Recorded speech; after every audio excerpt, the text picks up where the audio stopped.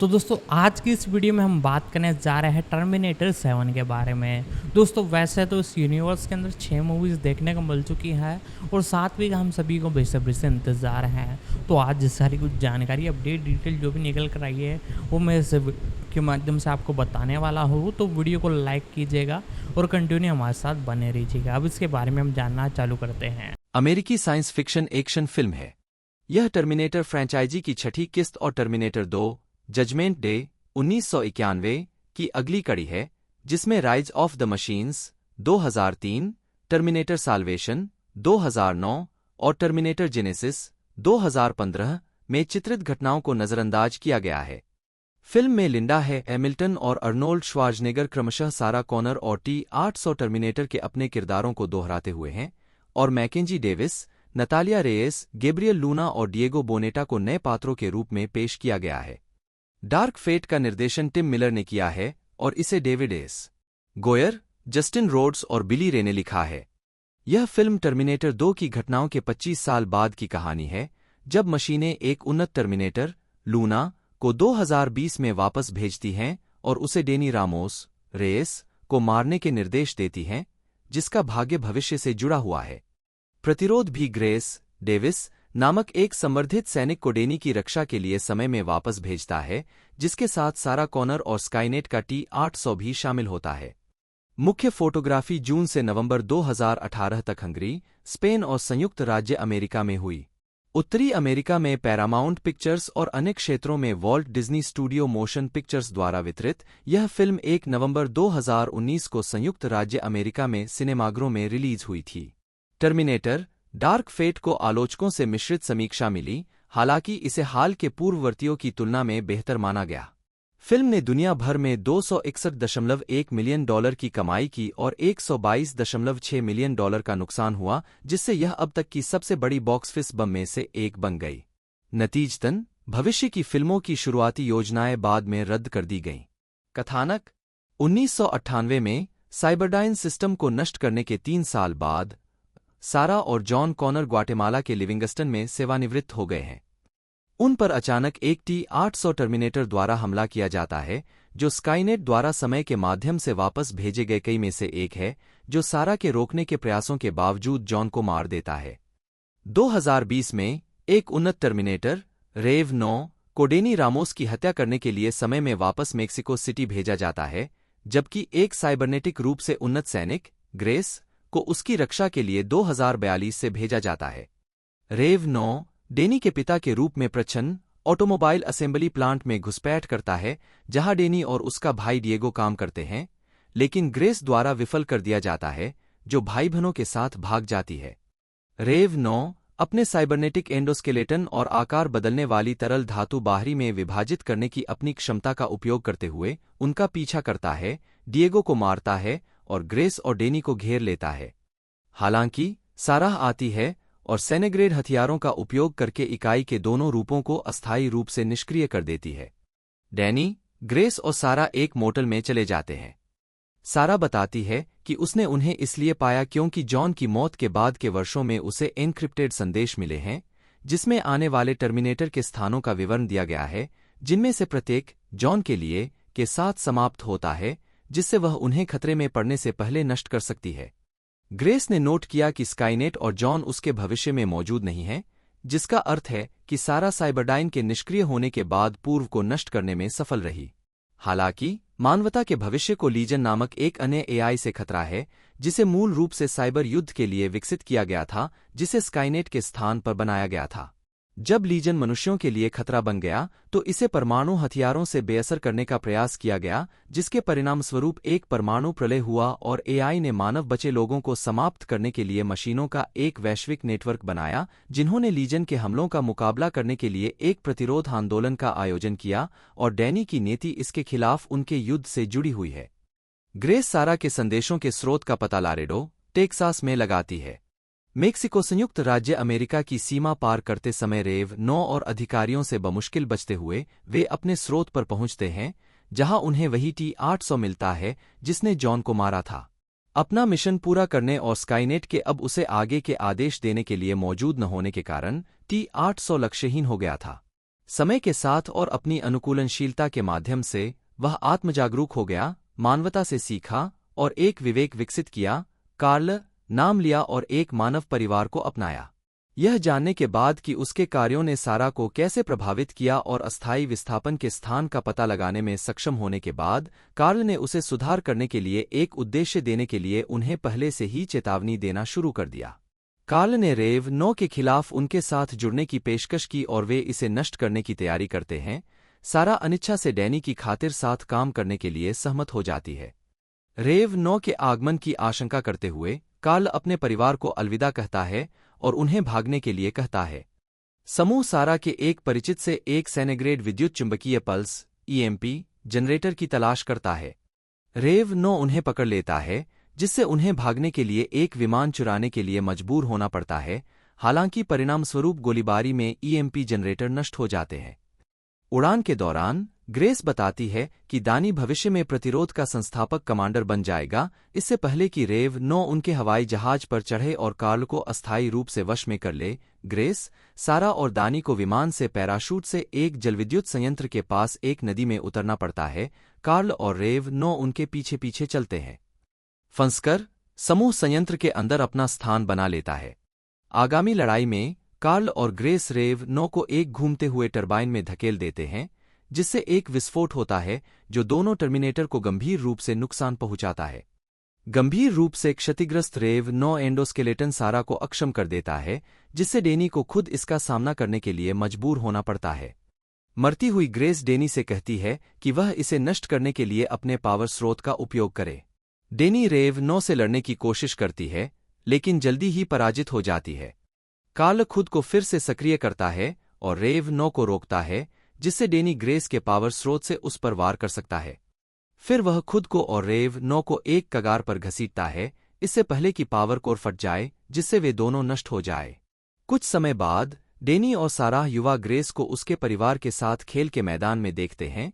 डेनी grace की मौत और लीजन के उत्थान को रोकने के लिए दृढ़ संकल्पित है और फिर तैयारी के लिए गाड़ी चलाकर निकल जाती है। कास्ट यह भी देखें। टर्मिनेटर पात्रों की सूची। लिंडा है हैमिल्टन सारा कॉनर के रूप में जॉन कॉनर की मां, स्काईनेट के खिलाफ युद्ध में मानव प्रतिरोध के पूर्व भावी नेता। अब एक युद्धकठोर वरिष्ठ महिला और जॉन की मृत्यु के बाद अकेली रह गई। सारा जजमेंट डे को रोकने और आने वाले संघर्ष को रोकने के लिए स्काईनेट के शेष टर्मिनेटरों का शिकार करती है और उन्हें मार देती है। 2. दुष्ट एआई लीजन के खिलाफ एक नए प्रतिरोध का नेतृत्व करने वाली डेनी की नीति के बारे में जानने और नई समयरेखा में अपने स्वयं के उद्देश्य को समझने के बाद वह डेनी को जॉन की तरह तैयार करती है। मैडी कर्ली युवा सारा कॉनर के लिए स्टंट अभिनेत्री और बॉडी डबल के रूप में काम करती हैं, जिसमें 1990 के दशक के शुरुआती दृश्य से है मिल्टन के चेहरे की समानता को पुनः बनाने के लिए सीजीआई का उपयोग किया गया है। जेसी फिशर वर्तमान समय की सारा कॉनर के लिए स्टंट अभिनेत्री और बॉडी डबल के रूप में काम करती हैं। अर्नोल्ड श्वार्ज़नेगर T-800 कार्ल के रूप में स्काईनेट द्वारा बनाया गया एक बूढ़ा टर्मिनेटर और जॉन को मारने के लिए समय में वापस भेजे गए कई लोगों में से एक। 3. अपने मिशन को पूरा करने के बाद इसने स्वायत्तता प्राप्त की और मानव समाज में एकीकृत हो गया, सौम्य बन गया और बाद में अपने बेटे की परवरिश करते हुए एक महिला के साथ भावनात्मक संबंध बनाना शुरू कर दिया। यह टेक्सास के लारेडो में रहता है और एक ड्रेपरी व्यवसाय का मालिक है। 4. बाद में यह सारा और ग्रेस के साथ मिलकर दानी को रेव 9 से बचाने में मदद करता है, हालांकि सारा जॉन की मौत के लिए कार्ल से नफरत करना जारी रखती है। डार्क फेट इस श्रृंखला की पहली फिल्म है जिसमें श्वार्ज़नेगर शीर्षक चरित्र के रूप में दिखाई देते हैं, लेकिन उन्हें शीर्ष बिलिंग नहीं मिलती है। ब्रेट अजार युवा T-800 के लिए बॉडी डबल के रूप में काम करते हैं, जिसमें 1990 के दशक के शुरुआती दृश्य से श्वार्ज़नेगर के चेहरे की समानता को फिर से बनाने के लिए सीजीआई का इस्तेमाल किया गया है। अजार ने टर्मिनेटर जेनेसिस से इस भूमिका को दोहराया है। 5. मैकेंजी डेविस ग्रेस के रूप में 2042 की एक उन्नत सुपर सैनिक जिसे पहले डेनी ने किशोरावस्था में लिया था। ग्रेस को बाद में डेनी ने प्रशिक्षित और पाला था। ग्रेस बाद में डेनी के लिए एक सुरक्षा दल का हिस्सा बन जाती है और रेव 7 टर्मिनेटर से लड़ते समय उसे चाकू से घाव हो जाते हैं। हमले के बाद वह स्वेच्छा से एक साइबॉर्ग में परिवर्तित हो जाती है। रोबोटिक्स के साथ समर्थित, उसके पास कम समय के लिए टर्मिनेटर के बराबर क्षमताएं होती हैं और उसे अपनी ताकत को फिर से भरने के लिए दवा, पोषण और आराम की आवश्यकता होती है। उसकी बढ़ी हुई इंद्रियां और क्षमताएं उसे सामान्य मनुष्यों से पहले लीजन जैसी मशीनों का पता लगाने की अनुमति देती हैं। ग्रेस को डेनी के छोटे रूप को लीजन के रेव 9 से बचाने के लिए भेजा जाता है। सेक्स। स्टेफनी गिल ने 10 वर्षीय ग्रेस का किरदार निभाया है। 7.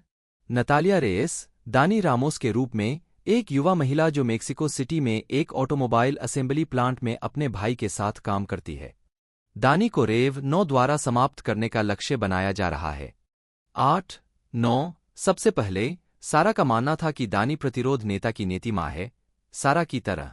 हालांकि यह पता चला है कि दानी को सारा के मृत बेटे के समान भूमिका निभाने के लिए नियत किया गया है, जो कि लीजन की मशीनों के खिलाफ युद्ध में प्रतिरोध के संस्थापक कमांडर के रूप में है, जिसमें सारा उसकी गुरु है। भविष्य में दानी रेव 9 को रोकने के लिए ग्रेस को समय में वापस भेजती है और वह ग्रेस को उसके स्थान के निर्देशांक टैटू करके सहायता के लिए T-800 की तलाश करने का निर्देश देती है। गैब्रियल लूना गैब्रियल बटा रेव 9 के रूप में एक उन्नत टर्मिनेटर जो लीजन से उत्पन्न हुआ था और दानी को समाप्त करने के लिए समय में वापस भेजा गया था। तरल धातु से ढके एक पारंपरिक ठोस एंडोस्केलेटन की विशेषता के साथ रेव 9 में इन दो घटकों को दो अलग-अलग, पूरी तरह से स्वायत्त इकाइयों में अलग करने की क्षमता है। 10. Diego Bonetta. 11. डिएगो रामोस, दानी के भाई के रूप में। 9. फेलिप गंडाल, दानी के चाचा और एक बॉर्डर कोयोट के रूप में ट्रिस्टन उलोआ। एलिसिया बोराचेरो एलिसिया के रूप में कार्ल की पत्नी। 12.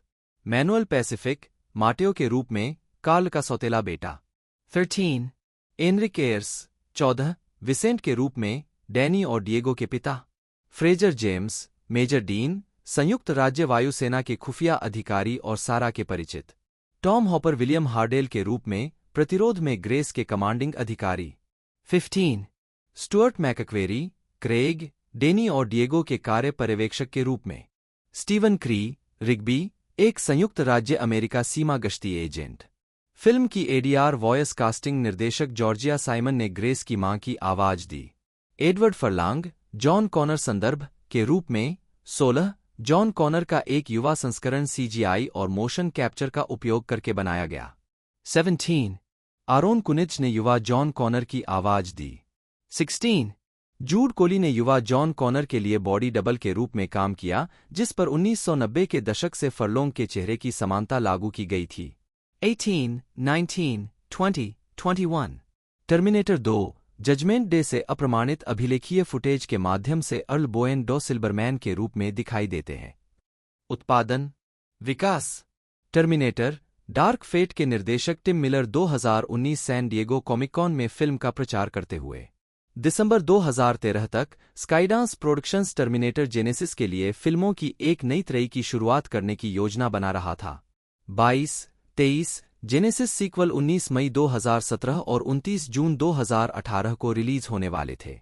24, 25 नियोजित त्रयी की दूसरी फिल्म के लिए अभिनेता अर्नोल्ड श्वार्ज़नेगर को T-800 के रूप में अपनी भूमिका को फिर से निभाना था। 26 टर्मिनेटर जेनेसिस का निर्माण स्काईडांस के संस्थापक डेविड एलिसन ने किया था और इसे 2015 में रिलीज किया गया था, लेकिन इसके निराशाजनक बॉक्स ऑफिस प्रदर्शन ने नियोजित त्रयी के विकास को रोक दिया।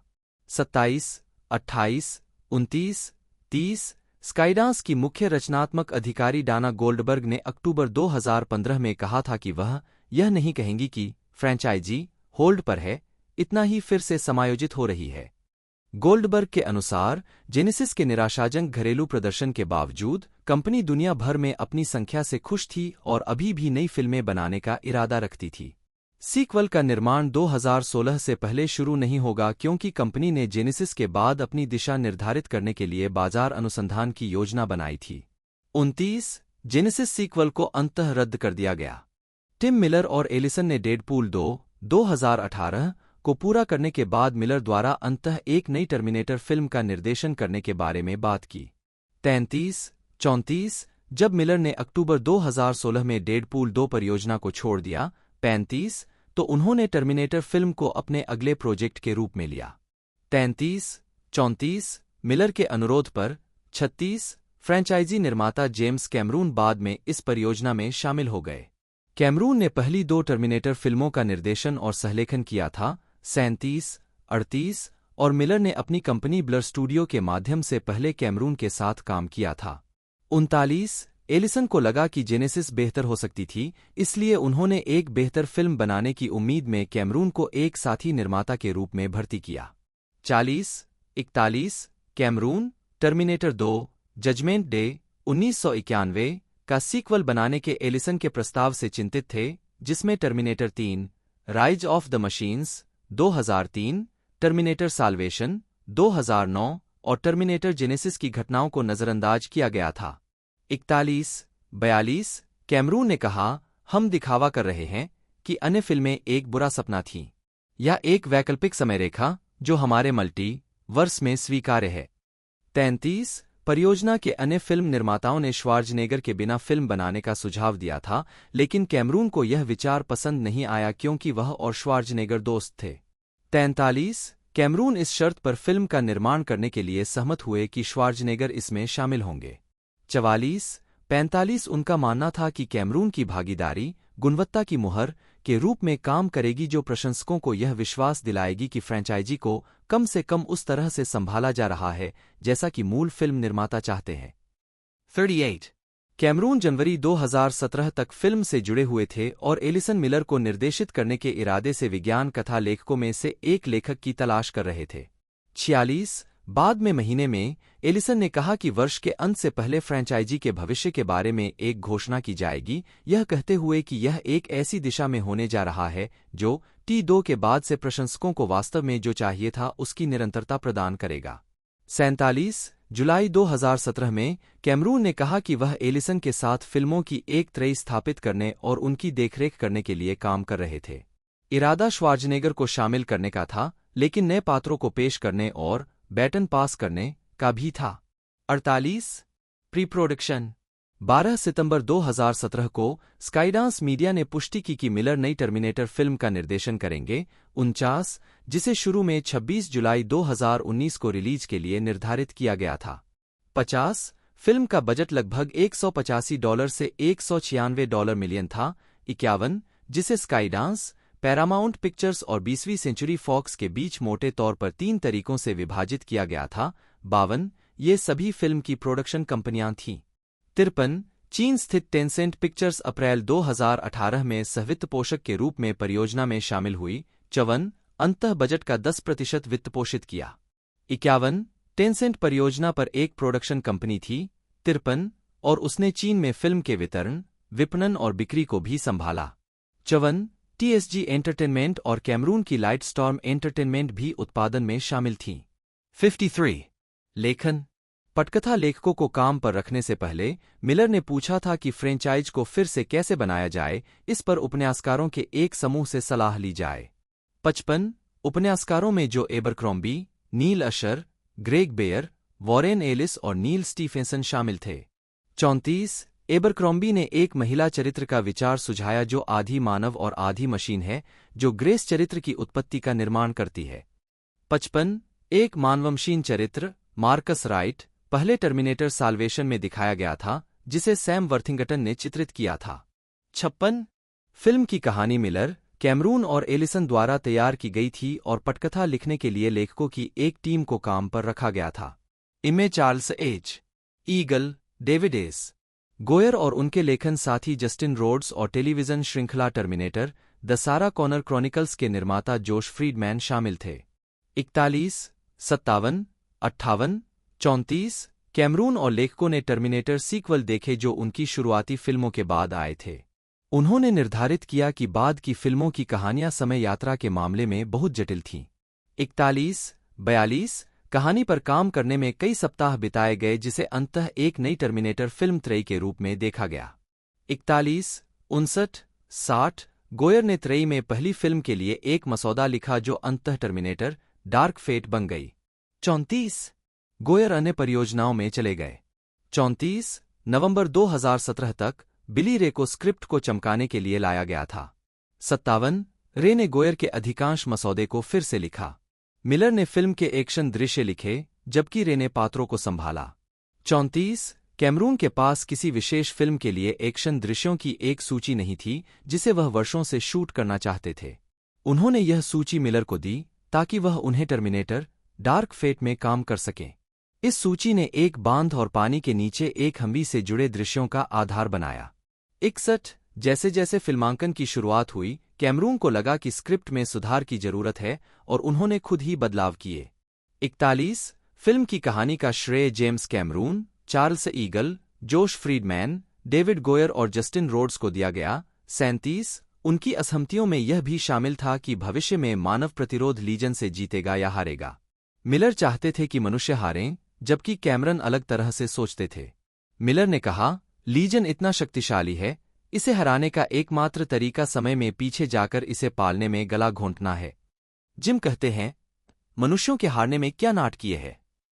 और मैं कहता हूं, अच्छा, मनुष्यों के जीतने में क्या नाटकीय है और उन्हें बस जीतते रहना है। मुझे अंतिम स्टैंड पसंद है। यह उसकी चीज नहीं है। मिलर की एलिसन से भी असहमति थी। मिलर ने कहा कि टर्मिनेटर 2 जजमेंट डे के अंत में साइबरडाइन का विनाश एक ऐसी घटना है जो भविष्य को बदल देगी, लेकिन कोई नहीं जानता था कि कैसे।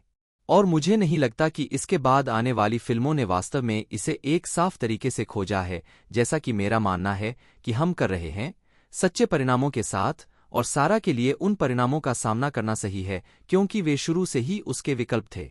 65 एक परिणाम जॉन कॉनर की मृत्यु होगी, जिसे शुरू में मशीनों के खिलाफ मानव प्रतिरोध का भविष्य का नेता बनना था।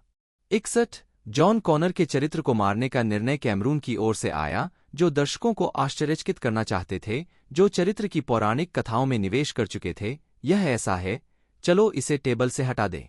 चलो टर्मिनेटर फिल्म के बारे में हमारी सभी धारणाओं के नीचे से कालीन हटा दें।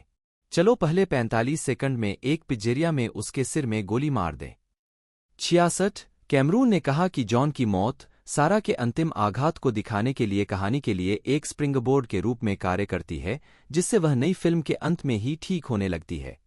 वह घृणा, बदला लेने से प्रेरित है।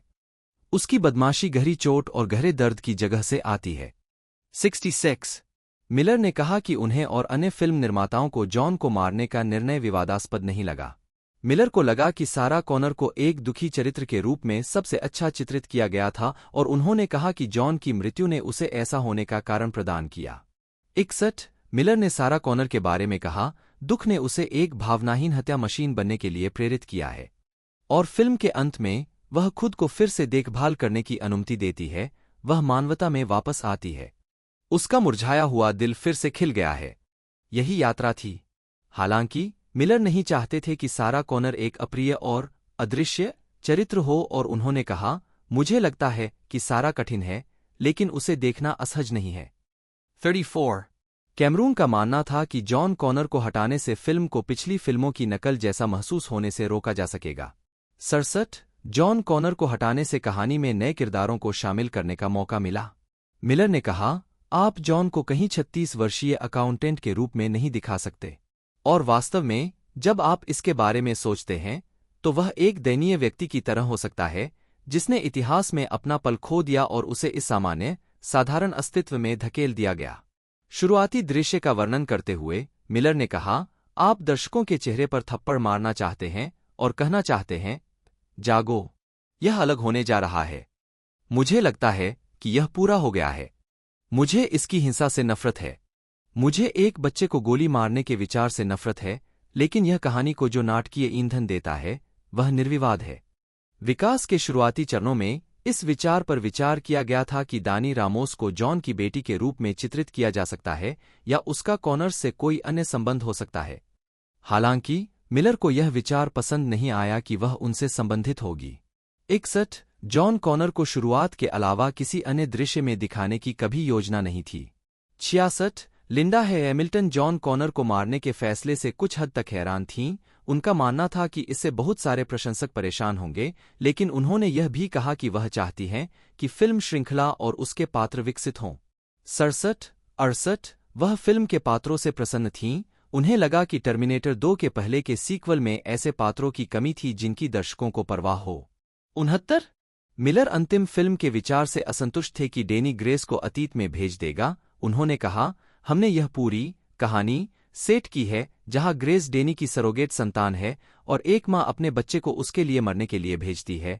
हाँ, मेरे दिमाग में एक अलग दृश्य था। 70 इसके अतिरिक्त कई अंत पर विचार किया गया, जिसमें एक जहां सारा और डेनी ग्रेस को दफनाएंगे और दूसरा जहां ग्रेस के शरीर को जलाकर नदी में बहा दिया जाएगा। आखिरकार मिलर ने यह विचार सुझाया कि डेनी छोटी ग्रेस को देखने जाएगी। खेल के मैदान का अंतिम दृश्य फिल्म में बाद में जोड़ा गया था। 70 कैमरून ने एक T-800 टर्मिनेटर का विचार तैयार किया जो एक आदेश को पूरा करने के बाद 20 से अधिक वर्षों तक बस इस तरह के अधर में लटका रहता है और अधिक मानवीय बन जाता है, इस अर्थ में कि वह उन चीजों के नैतिक परिणामों का मूल्यांकन कर रहा है जो उसने की थीं, जो उसे अपने शुरुआती दिनों में करने का आदेश दिया गया था, और वास्तव में एक चेतना और विवेक विकसित कर रहा है। कैमरून ने चरित्र के इस पुनरावृत्ति को अपनी पहली 2 फिल्मों में दिखाए गए लोगों की तुलना में अधिक दिलचस्प माना। उन्होंने कहा, हमने टर्मिनेटर को बुरा होने के लिए प्रोग्राम किया है, आपने एक ऐसा देखा है जिसे अच्छा होने के लिए प्रोग्राम किया गया था, एक रक्षक होने के लिए। लेकिन दोनों मामलों में उनमें से किसी के पास स्वतंत्र इच्छा नहीं है। 37 श्वार्ज़नेगर को इंटीरियर डेकोरेटिंग का शौक है, इसलिए कैमरून ने सुझाव दिया कि फिल्म में उनके T-800 चरित्र को ड्रेपरी का व्यवसाय करना चाहिए।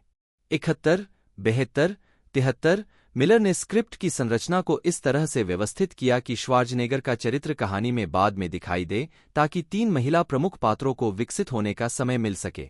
74 कास्टिंग अप्रैल 2017 तक श्वार्ज़नेगर अपनी भूमिका को दोहराने के लिए इस परियोजना में शामिल हो गए थे।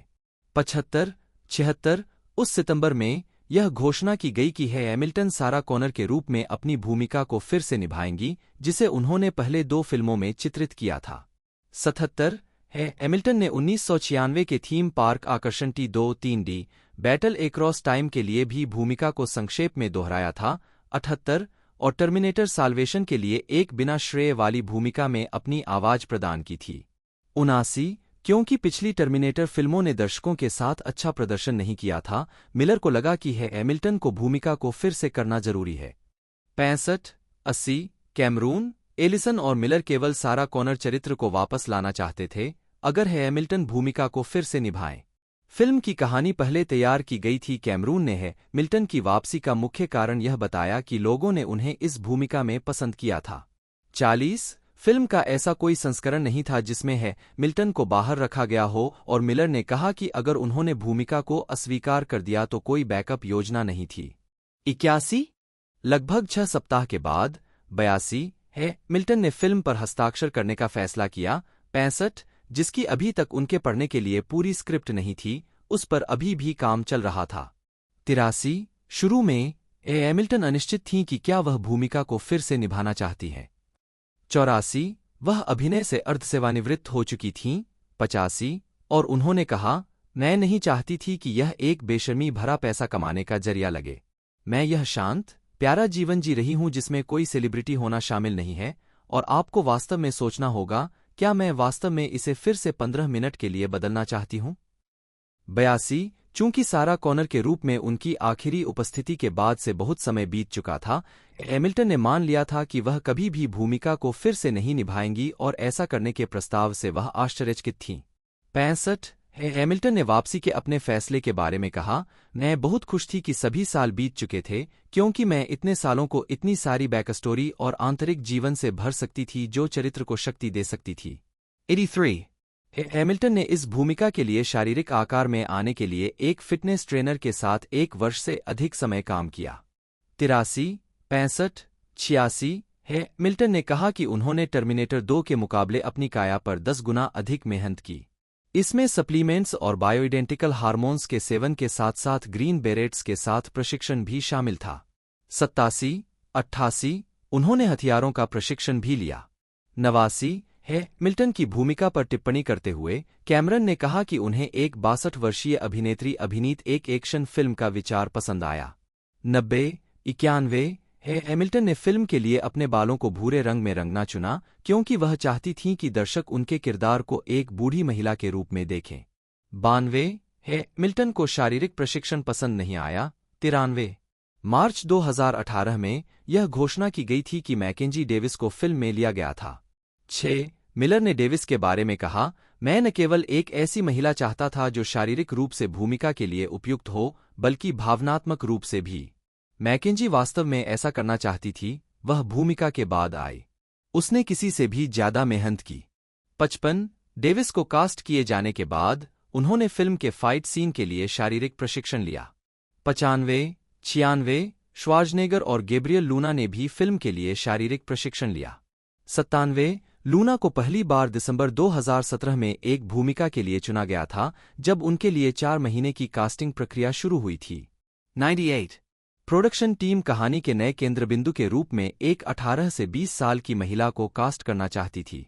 77 हैमिल्टन ने कई अभिनेत्रियों के साथ संवादों का अभ्यास किया जो दानी की भूमिका के लिए ऑडिशन दे रही थीं और उन्हें तुरंत लगा कि नतालिया रेयस सही विकल्प हैं। 99 जब रेयस ने ऑडिशन टेप भेजा तो वह इस प्रोजेक्ट के बारे में बस इतना जानती थी कि यह एक बड़ी अमेरिकी फिल्म थी। हैमिल्टन के साथ ऑडिशन देने के लिए लॉस एंजल्स आने से पहले उन्होंने जल्द ही स्काइप के माध्यम से मिलर के साथ एक बैठक की। अपने अगले ऑडिशन के लिए रेयस को डेविस के साथ ऑडिशन देने के लिए डबलिन भेजा गया, जो वहां एक अन्य फिल्म की शूटिंग कर रहे थे। रेयस के लिए कास्टिंग प्रक्रिया 1.5 महीने तक चली, इससे पहले कि उन्हें आखिरकार कास्ट किया गया। क्योंकि फिल्म आंशिक रूप से मैक्सिको सिटी में सेट है, कलाकारों में कई लातीनी अभिनेता शामिल हैं। 101 102 जिसमें रेयस, लूना और डिएगो बोनेटा शामिल हैं, जिन्हें अप्रैल 2018 में प्राथमिक पात्रों के रूप में चुना गया था। 8 रेयस ने कहा, यह फिल्म अब हॉलीवुड का प्रतिबिंब है। हम बस इन रूढ़ियों और विचारों और रूढ़ियों को बदल रहे हैं कि एक लातीनी कैसा होना चाहिए। 101 कैमरून ने सभी ऑडिशन टेप देखे और कास्टिंग विकल्पों को अपनी स्वीकृति दी। 100 जून 2018 तक जूड कोली को एक युवा जॉन कॉनर के लिए डबल के रूप में चुना गया था, जिसमें ब्रेट अजार ने जेनेसिस से अपनी भूमिका को एक युवा T-800 के बॉडी डबल के रूप में दोहराया था। 18 कैमरून ने जुलाई 2019 में घोषणा की कि Edward Furlong Terminator 2 Judgment Day से जॉन कॉनर के रूप में अपनी भूमिका को फिर से निभाएंगे। 20 फर्लांग ने बाद में कहा कि फिल्म में उनकी भूमिका छोटी थी। 103 और मिलर ने खेद व्यक्त किया कि कैमरून ने ऐसी घोषणा की थी। 104 फर्लांग की समानता का उपयोग CGI का उपयोग करके डिजिटल रूप से उनके छोटे चेहरे को फिर से बनाने के लिए किया गया था। उन्होंने फिल्म में जोड़े गए फेशियल मोशन कैप्चर फुटेज के जरिए एक प्रदर्शन भी दिया। 66 19 104 अपने प्रदर्शन के लिए फर्लांग ने फिल्म के शुरुआती दृश्य के दौरान कोली के फुटेज को एक साथ देखा और कोली के साथ अपने प्रदर्शन का सटीक मिलान करना था। 105 फर्लांग को जॉन कॉनर संदर्भ के रूप में श्रेय दिया जाता है। 16 उत्पादन मार्च 2018 में शुरू होने वाला था, लेकिन कास्टिंग के कारण इसमें देरी हुई। फिर उम्मीद थी कि यह मई के दौरान शुरू होगा और नवंबर के दौरान हंगरी, यूनाइटेड किंगडम, स्पेन और मैक्सिको में फिल्मांकन के साथ समाप्त होगा। 106 अप्रैल 2018 में फिल्म की रिलीज की तारीख नवंबर 2019 तक टाल दी गई। 107 फिल्मांकन 4 जून 2018 को स्पेन में टर्मिनेटर 6 फीनिक्स के कामकाजी शीर्षक के तहत शुरू हुआ। 14 108 109 इसके बाद फिल्मांकन हंगरी और संयुक्त राज्य अमेरिका में चला गया। 110 नवंबर 2018 में समाप्त होने से पहले। 111 कैमरून की शुरुआती टर्मिनेटर फिल्मों की तरह इस फिल्म को भी R रेटिंग दी गई है, जबकि पिछली 2 फिल्मों को PG-13 रेटिंग दी गई थी। 112 113 41 मिलर ने कहा कि फिल्म को R रेटिंग दी गई है क्योंकि प्रशंसकों ने एक तरह से इसकी मांग की थी, यह कहते हुए कि टर्मिनेटर का DNA एक R रेटेड फिल्म है और इसे R नहीं करना स्रोत सामग्री के प्रति बेईमानी महसूस करता है। 45 114 शुरुआत में कुछ दृश्यों को 2 तरीकों से फिल्माया गया था, R रेटेड हिंसा और भाषा के साथ और बिना। इसने फिल्म निर्माताओं को इस घटना में एक विकल्प दिया कि फिल्म की इच्छित R रेटिंग पर पुनर्विचार किया जाना चाहिए। फिल्म निर्माताओं ने अंततः एक R रेटेड फिल्म पर निश्चित रूप से निर्णय लेने के बाद इस पद्धति को छोड़ दिया। 41 59 फिल्मांकन के दौरान कैमरून ने पात्रों को परिपूर्ण बनाने के लिए स्क्रिप्ट में और बदलाव किए। कुछ मामलों में उनके स्क्रिप्ट परिवर्तन दृश्य को फिल्माने से केवल 1 दिन पहले मिलर को सौंपे गए थे। 41 हैमिल्टन ने कुछ क्रियाओं और संवादों की पंक्तियों को अस्वीकार कर दिया जो उन्हें लगा कि सारा कॉनर के लिए असामान्य थे। 83 93 115 श्वार्ज़नेगर ने भी फिल्मांकन के दौरान अपनी कुछ पंक्तियों को जोड़ा और बदला। 92 कैमरून सेट पर नहीं गए क्योंकि वे अपने अवतार सीक्वल को फिल्माने में व्यस्त थे। 41 वे मिलर के निर्देशन के काम में भी हस्तक्षेप नहीं करना चाहते थे। 37 स्पेन। फिल्मांकन का पहला दिन स्पेन के अल्मेरिया के इस्लेटा डेल मोरो में हुआ। 116, 117, इसमें T800, सारा कॉनर और जॉन कॉनर के पात्रों की विशेषता वाला महत्वपूर्ण शुरुआती दृश्य शामिल था। तीनों पात्रों को दृश्य में बॉडी डबल्स द्वारा चित्रित किया गया था और बाद में उन्हें युवा रूप देने के लिए डिजिटल डी-एजिंग लागू किया गया था।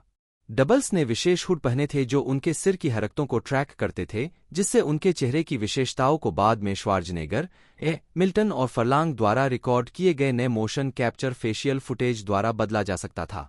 104, 92, 118। शुरुआती दृश्य के फिल्मांकन के दौरान मिल्टन ने बॉडी डबल के चित्रण पर असंतोष व्यक्त किया। उन्हें लगा कि यह चरित्र को सही ढंग से नहीं दर्शाता है। मिल्टन ने बॉडी डबल को सलाह दी कि T800 चरित्र के प्रति अधिक उग्र प्रतिक्रिया के लिए चरित्र को कैसे चित्रित किया जाए। मिल्टन इस बात से निराश थीं कि दृश्य में उनका कोई ऑन स्क्रीन हिस्सा नहीं था और बाद में उन्होंने कहा, यह मैं नहीं थी और यह वास्तव में दुखद था। जब मैं घर पहुंची तो मैं फूट फूट कर रोई। 92, 119। फिल्म में टर्मिनेटर 2 की तुलना में सारा कॉनर के लिए अधिक स्टंट वुमेन का इस्तेमाल किया गया था। मिल्टन ने कहा कि वह वास्तव में उन्हें माइक्रोमैनेज करने की कोशिश में थोड़ी पागल हो गई ताकि यह सुनिश्चित हो सके कि वे अपने चरित्र के अनुसार आगे बढ़े।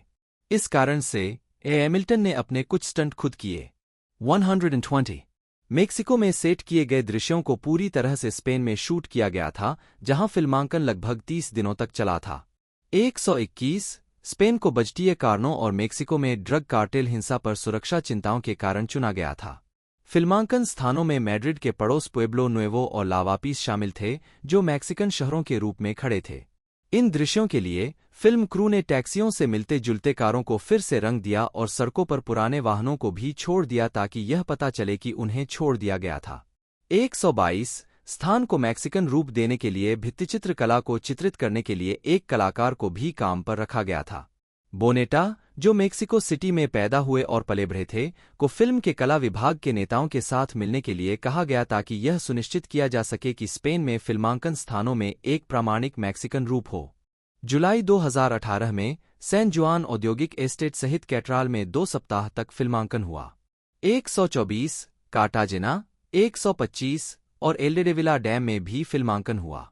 124। व्यावहारिक प्रभावों और सीजीआई के संयोजन का उपयोग हाईवे चेज सीक्वेंस के लिए किया गया था, जिसमें रेव, ग्रेस, दानी और डिएगो का पीछा करता है। 126। सारा कॉनर का वर्तमान परिचय भी हाईवे पर होता है और हैमिल्टन ने फिल्मांकन से पहले दृश्य का बड़े पैमाने पर पूर्वाभ्यास किया था। 127। अंतिम विकल्प पर बसने से पहले स्पेन में लगभग 7 फ्रीवे स्थानों पर विचार किया गया था। 123। जिसमें तत्कालीन बंद रीजन डी मर्सिया अंतर्राष्ट्रीय हवाई अड्डे की ओर जाने वाली नई सड़कें शामिल थीं। 124। 128। हाईवे चेज सीक्वेंस के लिए लगभग 300 लोगों के दल की आवश्यकता थी, जिसमें कई अलग अलग फिल्म विभाग शामिल थे। ड्यून बग्गी के समान एक कस्टम निर्मित पॉडकार फिल्मांकन के दौरान पिकअप ट्रक को खींचने के लिए बनाई गई थी। इसने डेविस, रेयस और बोनेटा को ट्रक में अपने दृश्यों को निभाने की अनुमति दी, जबकि ड्राइविंग को पॉड कार में एक पेशेवर चालक द्वारा संभाला गया था। वाहन के चलते समय अभिनेताओं को फिल्माने के लिए पिकअप ट्रक से कैमरे जुड़े हुए थे। 123। सैन जुआन औद्योगिक एस्टेट में फिल्माए गए एक शॉट में रेव 9 को एक दीवार के माध्यम से अपने हल ट्रक को चलाते हुए दिखाया गया है, जिसे विशेष रूप से शॉट के लिए बनाया गया था। 128। हाईवे चेज को शुरू में 2 गुना लंबा करने की योजना बनाई गई थी। रेव 9 को एक पुलिस वाले को मारना था और अपना पीछा जारी रखने के लिए एक मोटरसाइकिल चुरानी थी और मोटरसाइकिल को गोली मारकर नष्ट कर दिया जाना था। रेव 9 बाद में एक ट्रक पर और फिर दानी के वाहन पर चढ़ जाएगा। विस्तारित अनुक्रम को पहले से ही देखा गया था, लेकिन मिलर ने इसे फिल्माने का फैसला नहीं किया क्योंकि अनुक्रम को पहले से ही पागल माना जाता था। इससे पहले मिलर अपनी 2016 की फिल्म डेडपूल के लिए मोटरसाइकिल सीक्वेंस फिल्माना चाहते थे। 61। हंगरी और अमेरिका। 19 जुलाई 2018 को फिल्मांकन हंगरी में स्थानांतरित हो गया। 110। वहां फिल्मांकन स्थानों में बुडापेस्ट में ओरिगो फिल्म स्टूडियो शामिल थे। 129, 130, 131, 132। फिल्म के C5 विमान अनुक्रम के हिस्से में शून्य गुरुत्वाकर्षण में धड़ में तैरते हुए पात्र शामिल है। मिलर ने गुरुत्वाकर्षण और विमान के एक्शन दृश्यों पर शोध करने के लिए पायलटों से बात की, जो कि निरंतर गुरुत्वाकर्षण परिवर्तनों के कारण कोरियोग्राफ करना मुश्किल था। 123 हैमिल्टन ने कहा कि फिल्म की स्क्रिप्ट पहली ऐसी थी जिसे वह पूरी तरह से नहीं समझ पाई थी, क्योंकि इसमें बड़ी मात्रा में एक्शन था। एनिमेटेड प्रीविजुअलाइजेशन ने ऐसे दृश्यों के दौरान कलाकारों की सहायता की। 93 बुडापेस्ट में विशेष प्रभाव पर्यवेक्षक नील कॉर्बोल्ड ने फिल्म का सबसे बड़ा सेट पीस बनाया, C5 का धर। यह 5,200 लीटर प्रति मिनट हाइड्रोलिक पंपों द्वारा संचालित था, साथ ही 1.5 मील से अधिक हाइड्रोलिक होज भी थे। बड़े सेट को समायोजित करने के लिए साउंड स्टेज के कंक्रीट के फर्श में एक गड्ढा खोदा जाना था, जिसे डिजाइन करने में लगभग 5 महीने और बनाने में 5 महीने लगे। सेट 60 फीट लंबा था, एक वास्तविक C-5 धड़ की आधी लंबाई, और इसमें बाद में जोड़े जाने वाले पोस्ट प्रोडक्शन प्रभावों के लिए एक छोर पर एक ब्लू स्क्रीन थी। घूमने वाले सेट ने दृश्य के लिए आवश्यक गुरुत्वाकर्षण की भावना को प्राप्त करने में मदद की, और सेट ने कैमरा क्रू सदस्यों को खुद को अंदर बांधने की भी अनुमति दी। विमान का सेट उन अभिनेताओं के लिए गद्देदार था जिन्होंने इसके अंदर दृश्यों की शूटिंग की। सैन्य वाहनों की फोम प्रतिकृतियां भी अभिनेताओं के साथ विमान के अंदर रखी गई थीं। 133 डेविस ने कहा कि फिल्म की शूटिंग शारीरिक आवश्यकताओं के कारण अब तक की सबसे कठिन चीज थी। 134 एक दृश्य में C-5 विमान से एक हमवी को गिरते हुए दिखाया गया है, जिसमें ग्रेस को इसे सुरक्षित रूप से उतारने के लिए वाहन के पैराशूट खोलने पड़ते हैं। डेविस को इस दृश्य को करने के लिए तारों से लटकाया गया था, जिसे बुडापेस्ट में फिल्माया गया था। 135 एक अंडरवाटर एक्शन सीन को शूट करने में हफ्तों लग गए, और इसमें हैमिल्टन और रेस को पानी की टंकी में डुबोना शामिल था। 92 इस दृश्य में सारा और दानी को हमवी के बांध से पानी में गिरने के बाद उसके अंदर दिखाया गया है। इस दृश्य को एक बड़े ब्लू स्क्रीन स्टेज से घिरे टैंक में शूट किया गया था, जिसमें बाहरी वातावरण को दर्शाया गया था। इस दृश्य के लिए शूटिंग का प्रत्येक दिन शाम से सुबह तक 12 घंटे की अवधि में हुआ। एक अन्य दृश्य में T-800 और रेव 9 को पानी के नीचे लड़ते हुए दिखाया गया है। 136 फिल्म में एक दृश्य शामिल है जहां पात्रों को मेक्सिको संयुक्त राज्य अमेरिका की सीमा पर एक हिरासत केंद्र में रखा जाता है। मिलर ने कहा कि यह सीमा से संबंधित आप्रवासी मुद्दों पर एक सामाजिक टिप्पणी या राजनीतिक बयान के रूप में नहीं था। 34 137 यह बताते हुए कि दृश्य कहानी का एक स्वाभाविक विकास था। उन्होंने कहा, मैंने वहां एक रेखा चलने की कोशिश की क्योंकि यह एक भयानक स्थिति है, लेकिन मैं सीमा रक्षकों को बदनाम नहीं करना चाहता था। वे नौकरी करने वाले लोग हैं। सिस्टम ही समस्या है, और यहां तक कि इसे करने का विकल्प भी वास्तव में एक बयान नहीं था। यह वास्तव में हमारे द्वारा कहानी की शुरुआत मध्य मेक्सिको में रखने और फिर यात्रा करने का एक कार्य था। 34 मिलर एक हिरासत केंद्र में रखे गए अप्रवासियों के चित्रण के कारण दृश्य को फिल्माते समय भावुक हो गए थे। 138 लूना ने कहा, हम कोई भी खुला राजनीतिक रुख नहीं अपनाते हैं। हम आपको केवल यह दिखाते हैं कि दुनिया में क्या हो रहा है, और आप इसे जैसे चाहें वैसे प्राप्त करते हैं। 138 हिरासत केंद्र के दृश्य जुलाई 2018 में हंगरी के शहर कोमारोम में एक पुराने नोकिया कारखाने में फिल्माए गए थे। जुलाई 2018 के अंत में श्वार्ज़नेगर ने बुडापेस्ट में दृश्यों का फिल्मांकन शुरू किया। 141 सितंबर 2018 में केस्केमेट में एक मर्सिडीज बेंज कारखाने में फिल्मांकन हुआ। 110 संयुक्त राज्य अमेरिका में फिल्मांकन अक्टूबर के मध्य में शुरू होने वाला था। 110 कार्ल का केबिन खरोंच से बनाया गया था। जबकि फिल्म निर्माताओं को आसपास के दृश्य पसंद आए, उन्होंने एक पिछले घर को अस्वीकार कर दिया जो कि किसी अन्य उत्पादन के लिए संपत्ति पर बनाया गया था, इसलिए नए घर के निर्माण के लिए इसे तोड़ दिया गया। 123 श्वार्ज़नेगर ने 28 अक्टूबर 2018 को फिल्मांकन पूरा किया। 142 नवंबर 2018 की शुरुआत में फिल्मांकन पूरा हुआ। 111 पोस्ट प्रोडक्शन कैमरून, जो एक फिल्म संपादक के रूप में भी काम करते हैं, टर्मिनेटर डार्क फेट के संपादन में काफी शामिल थे। उन्होंने 2019 की शुरुआत में फिल्म का एक रफ कट देखा और मिलर को नोट्स दिए कि इसे कैसे बेहतर बनाया जाए, यह महसूस करते हुए कि इसे और बेहतर बनाने की जरूरत है। उन्होंने कहा कि फिल्म रफ कट से काफी बदल गई। 37 फिल्म का प्रारंभिक कट, जिसे असेंबली कट के रूप में जाना जाता है, 2 घंटे और 50 मिनट का था।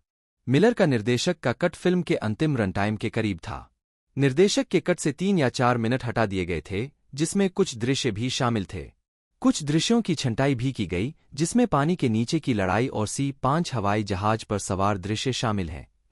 143 अपने निर्देशक के कट में मिलर ने कहा कि उन्होंने बहुत सी चीजें हटा दी। पूरे प्रोजेक्ट पर पूर्ण नियंत्रण की कमी के कारण मिलर ने कहा कि वह संभवतः कैमरून के साथ फिर से काम नहीं करेंगे, हालांकि दोनों ने अच्छे संबंध बनाए रखे। 63 फिल्म का अंतिम कट 128 मिनट का है। 144 निर्माण के अंतिम चरण में एक समय पर मिलर ने फिल्म में बाद में ओपनिंग सीन रखने पर विचार किया, जब सारा मोटल के कमरे में ग्रेस और डैनी को जॉन की मौत के बारे में बता रही थी। हालांकि मिलर ने कहा कि इस संरचना ने वास्तव में नकारात्मक तरीके से बहुत सारी चीजों को बदल दिया और उन्होंने अंततः इसे ओपनिंग सीन के रूप में रखने का फैसला किया ताकि दर्शकों को चौंका कर फिल्म की शुरुआत की जा सके। 74 ओपनिंग सीन मूल रूप से लंबा था क्योंकि इसमें सारा और जॉन के बीच संवाद था। इसे अंतिम फिल्म से काट दिया गया क्योंकि कैमरून और मिलर का मानना था कि जब किरदार बोलते हैं तो दृश्य प्रभाव ठीक नहीं होते। 66 104 एक और हटाए गए सीन में इस बारे में अधिक विस्तार से बताया गया कि कार्ल को भविष्य से आने वाले अन्य टर्मिनेटर के बारे में कैसे पता चला।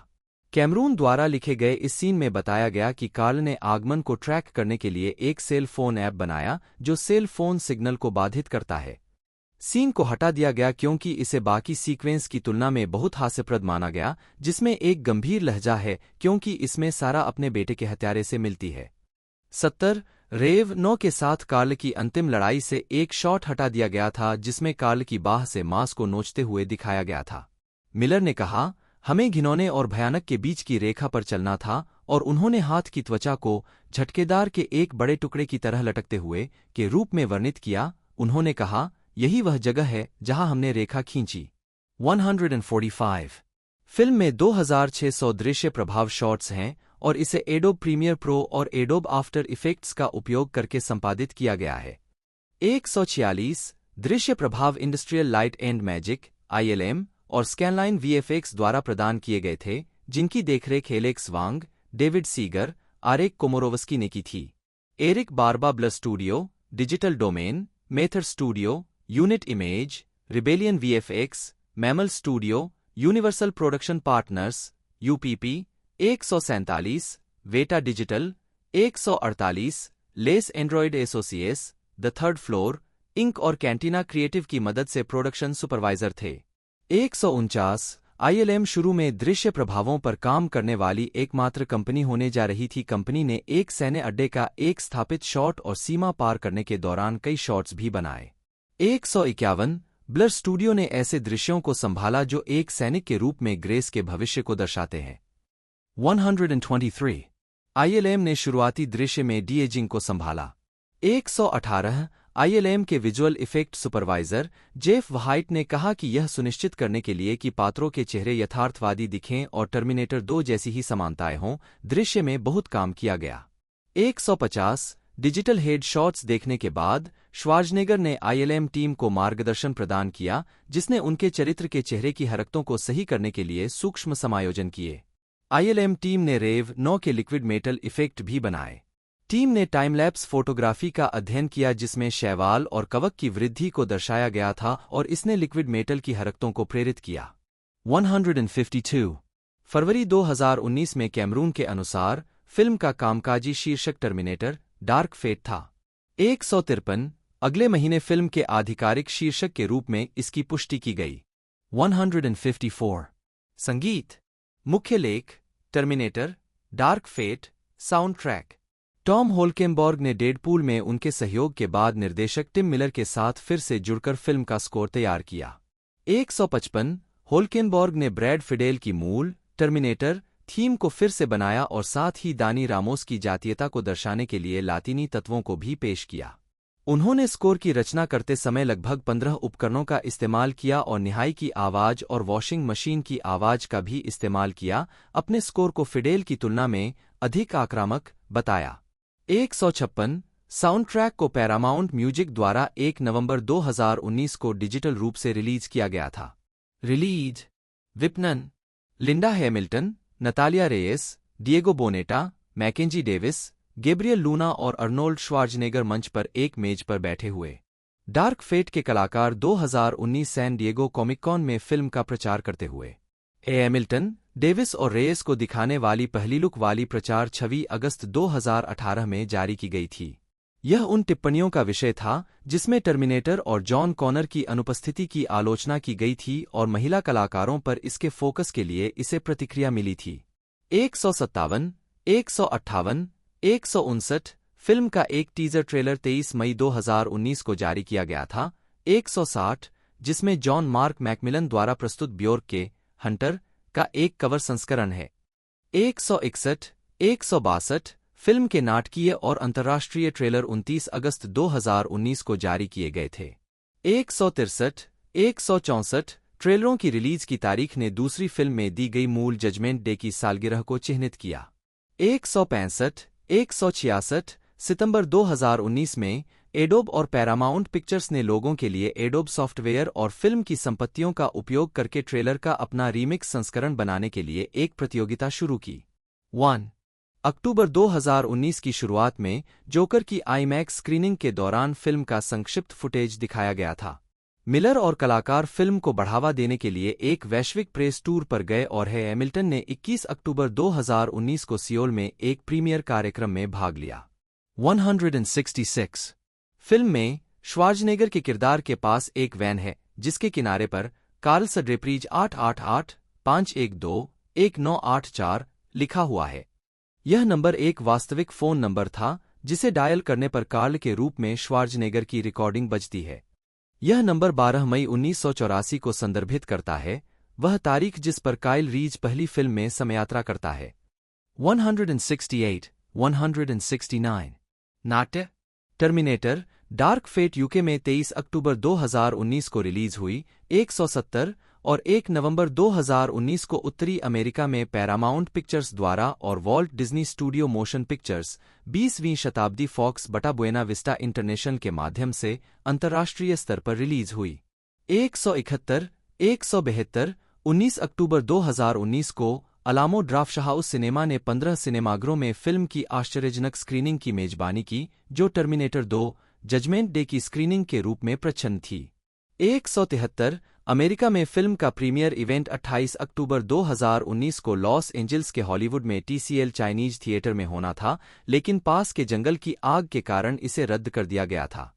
174, 175 home media Terminator Dark Fate को 14 जनवरी 2020 को डिजिटल रूप से रिलीज किया गया था। इसके बाद 28 जनवरी को 4K अल्ट्रा HD, ब्लूरे और DVD पर इसका होम वीडियो रिलीज किया गया। 176 होम वीडियो रिलीज के साथ कई हटाए गए दृश्य शामिल किए गए थे, जिसमें एक वह भी शामिल है जिसमें सारा को पता चलता है कि कार्ल ने एलिसिया को अपने अतीत और एक हत्या मशीन के रूप में अपनी असली प्रकृति के बारे में बता दिया है। 177 एक अन्य दृश्य में ग्रेस और दानी द्वारा उसका वाहन चुराने के बाद सारा हाईवे पर एक आदमी का वाहन हाईजैक कर लेती है। 178 एक अन्य दृश्य में सीमा की ओर यात्रा करते समय गार्डों द्वारा पात्रों पर हमला किया जाता है। 179 एक हटाए गए दृश्य में ग्रेस खुद को एक वृद्ध दानी के पास अतीत में भेजने के लिए स्वेच्छा से पेश होती है। 70, 180 स्वागत box office Terminator Dark Fate ने संयुक्त राज्य अमेरिका और कनाडा में $62.3 मिलियन और अन्य क्षेत्रों में $198.9 मिलियन की कमाई की, जिससे दुनिया भर में कुल $261.1 मिलियन की कमाई हुई। 181, 185 से $196 मिलियन के बीच के उत्पादन बजट और विपणन और वितरण पर खर्च किए गए अतिरिक्त 80-100 मिलियन के साथ शुरुआती अनुमानों में कहा गया था कि फिल्म को दुनिया भर में $450 मिलियन से अधिक की कमाई करने की जरूरत है।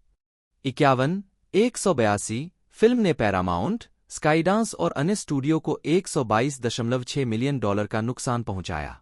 183 अपने निराशाजनक शुरुआती सप्ताहांत के बाद इसे बॉक्स ऑफिस बम करार दिया गया। 184, 185 और यह 2019 की दूसरी सबसे बड़ी बम बनकर समाप्त हुई। 183 घाटे के परिणामस्वरूप स्काईडांस के करीबी सूत्रों ने रिलीज के तुरंत बाद कहा कि फ्रेंचाइजी को जारी रखने की कोई योजना नहीं थी। 186 संयुक्त राज्य अमेरिका और कनाडा में डार्क फेट को हैरियट आर्कटिक डॉग्स और मदरलेस ब्रुकलिन के साथ ही रिलीज किया गया था और शुरू में इसके शुरुआती सप्ताहांत में 4086 सिनेमाघरों से 40-47 मिलियन की कमाई होने का अनुमान था। 187 फिल्म ने गुरुवार रात के प्रीव्यू से $2.35 मिलियन कमाए, जो कि 2015 में जेनेसिस द्वारा मंगलवार रात के प्रीव्यू से कमाए गए $2.3 मिलियन के बराबर था, लेकिन अपने पहले दिन सिर्फ $10.6 मिलियन कमाने के बाद सप्ताहांत का अनुमान घटाकर $27 मिलियन कर दिया गया। यह $29 मिलियन से शुरू हुआ। हालांकि यह बॉक्स ऑफिस पर पहले स्थान पर रही, लेकिन यह मूल फिल्म मुद्रास्फीति के लिए जिम्मेदार होने पर के बाद से श्रृंखला में सबसे कम ओपनिंग थी, जिसे गुनगुने आलोचनात्मक स्वागत के साथ साथ एक और टर्मिनेटर फिल्म में दर्शकों की उदासीनता को दोषी ठहराया गया था। 51 188 189 जर्मनी में फिल्म ने 1,32,500 दर्शकों के साथ शुरुआत की, जिसने इसे उस सप्ताह के चार्ट पर तीसरा स्थान दिया। 190 अपने अंतर्राष्ट्रीय डेब्यू के बाद के सप्ताहांत में फिल्म ने यूरोप और एशिया के देशों से $12.8 मिलियन की कमाई की, जिसे कम शुरुआत माना जाता है। 192 नवंबर 2019 के पहले सप्ताहांत में फिल्म को वैश्विक स्तर पर $125 मिलियन की कमाई करने का अनुमान था। 52 इसके बजाय इसने केवल $101.9 मिलियन अनुमानों से 18% कम कमाए, जिसमें विदेशों में $72.9 मिलियन शामिल है। जैसा कि अमेरिका में हुआ, फिल्म ने चीन में कम प्रदर्शन किया, जहां इसने 40-50 मिलियन के अनुमान से काफी कम, केवल $28.2 मिलियन। समीक्षा एग्रीगेटर वेबसाइट रॉटन टोमाटोज पर 351 आलोचकों की 70% समीक्षाएं सकारात्मक हैं, जिनकी औसत रेटिंग 6.2 है।